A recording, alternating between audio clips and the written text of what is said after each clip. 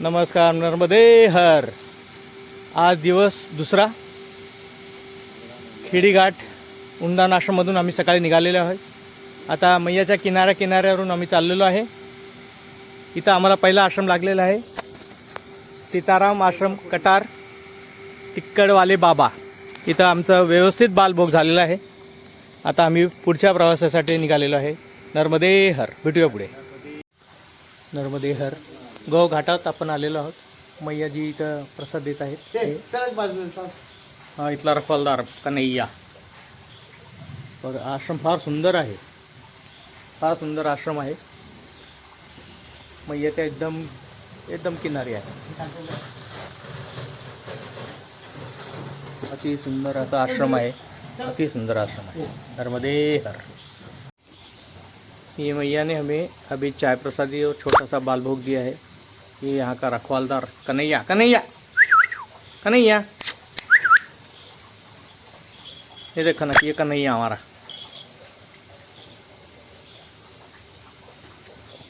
और नजदीक आता हो, अपन दूर करके और नजदीक आना हो.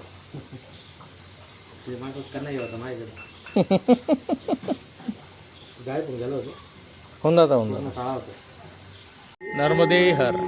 गोरक्षनाथ मंदिर, अक्कलकोट स्वामी समर्थ मठमध्ये आम्ही आलेलो आहे. अति सुंदर परिसर आहे. बरेचसे परिक्रमा अशी इथं आलेली आहे. नर्मदे हर. हां, मग शांती स्टोरी करू. आपण शांती नव्हती कुठं. तर शांती पूर्ण जगात कुठंच नव्हती. शांतीला स्थानच नाही उरलं. तर शांतीला मग स्वतः महादेवानं काय म्हटलं, तुला आता कुठं स्थान उरलं नाही असं नको म्हणून निराश कशाला होतं, एकदम निराश नको. तर ज्या ठिकाणी संत आहेत त्या संताच्या ठिकाणी तू जा, ते तुझा सांभाळ करतील असं तिला त्या शांतीच्या ठिकाणी पाठवलं. त्यावेळेस कुठं शांती त्या संताजवळ गेली. संताला म्हणली, मी तर ठीक आहे बाबा आहे आश्रमात, तिथं मग राहायला लागली. तर संताच्या ठिकाणी शांती नांदली बघा. जिथं संत आहे तिथं शांती असायलाच पाहिजे. कारण की संताचे 34 लक्षणं असतात. 34 लक्षणं हे तुम्हाला भागवतात सांगितलेले असते किंवा शिवपुराणात सांगितलेले असते. संताची लक्षणं 34, कमी जास्त असतील थोडेसे, बरोबर, पण लक्षणं हे संतांचे असतात. त्या लक्षणानुसार तिथं शांती प्रस्थापित झाली की शांतीच्या माग सत्य येते, धैर्य येते, क्षमा येते आणि लक्ष्मी पण येते लागली तेवढी. ऐश्वर्य ज्या ठिकाणी शांती येते त्या ठिकाणी ऐश्वर्य येते, पण त्या ऐश्वर्याच्या माग पुन्हा अशांती येते. पण आता हे अशांती का बरं येते? कारण काय असते, पैसा आणि सत्ता हे माणसाले अनियंत्रित करतात. डोक्यात हवा गेली की शिवरूप कसं कानात हवा गेली गुळ्या मारतो, तसं याच्या उड्या बघायच्या मग पैसा आलाय कसा. एक वेळ खायची सोय नाही. आता तर काय बापू कुठं बापू काय गेला पण ते गाडी घेऊन तिकडल्या धाब्यावर काय गेलं रात्री 12-1 वाजता. काय करते, 4-5 जण घेऊन जाते सोबत, आहे की नाही. 4-5 जण घेऊन जाते सोबत. चल बा तूही सर रे, तूही सर रे, तूही सर. पण फुकटात आलेल्या पैशाला किंमत नसते, त्यांना हानीच होणार शेवटी. पैसा म्हणजे काय, संसारवाल्यानं जे संसारी असतात ना त्यांना पैसा आणि धान्य जमा करून ठेवायचं असतं. पण आपण तो पैसा आणि धान्य जमा करत असताना आपण लेकराला काय सांगावं की आम्ही कोण्या मार्गाने जमा केलं. प्रत्येक गोष्टीचे काही नियम नसतात, नियम असतात. सत्य कुठून बाहेरून नाही, ते आतमधूनच असते. सत्य स्वयंसिद्ध आहे धर्माप्रमाणे, त्याला कशाची आवश्यकता नसते. म्हणजे सुधाराच जर अशीन आपल्याला आपलं आज तो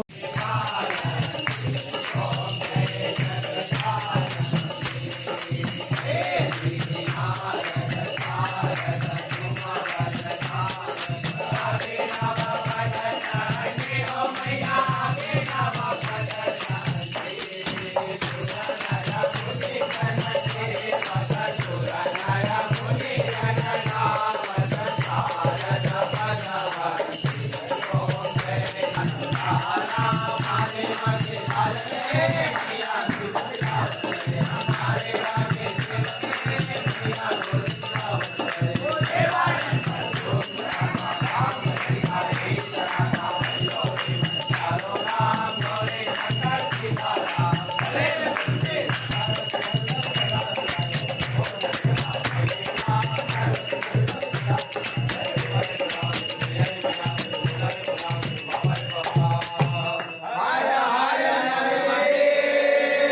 नर्मदे हर.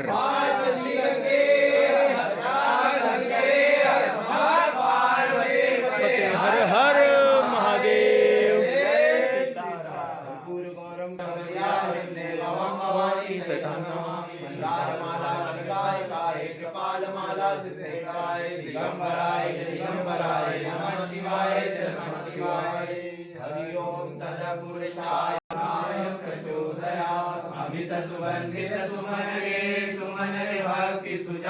पुष्पांजलि अर्पित करो भोलेनाथ करो स्वीकार के नाथ नंदी के अस्वार जय जय पीतेश्वर भगवान खड़ा हूँ तुम्हारे चरण कमलों में अपनी दारुण दीन का कौन सबे सिरनाय बिरने के रघुनाथ बजे देखे जन जाय कोटि तीरथ कामना कोटि रास विलास अग्नि देवता को समर्पण.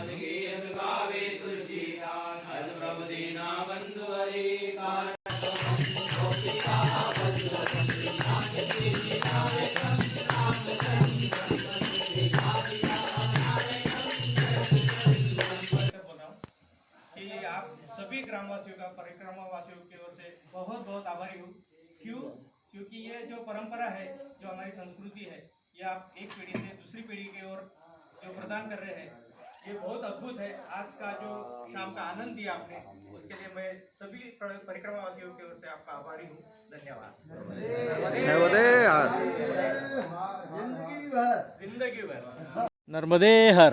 नर्मदे हर मित्रांनो, आज 2 डिसेंबर 2025 आम्ही वृंदावन आश्रम खेडीघाट इथून निघालेलो आहे. मैयाचा किनारा लाभलेला आहे.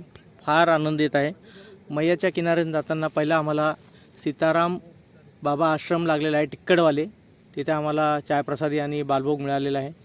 त्याच्यानंतर आम्ही पुढे जाताना गौमुख आश्रम हा लागला आहे. मैया चालवते, वृद्ध मैया आहे, फार सुंदर सेवा देते. तेथे आम्हाला चायप्रसादी आणि बालभोग भेटलेला आहे.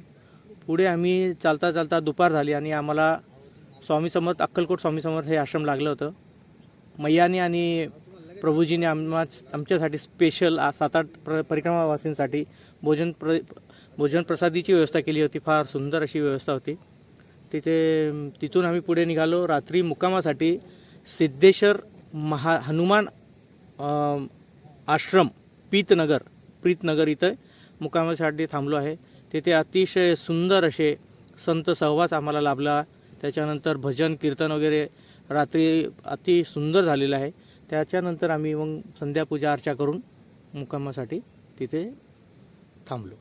नर्मदे हर.